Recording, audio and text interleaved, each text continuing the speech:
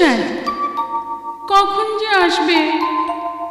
ইস, একটু ভাল লাগছে না। দেখা পেলেই হয়, আচ্ছা করে মজা দেখাবো। সে যে কেন এলো না, কিছু ভালো লাগে না। এবার আসো, তারে আমি মজা দেখাবো। যদি ফুলগুলো হয় অভিমানে ঝরে যায়, আমি মালা গেঁথে বলো ঘরে পরাবো। সে যে কেন এলো না, কিছু ভালো লাগে না, না ভালো লাগে না।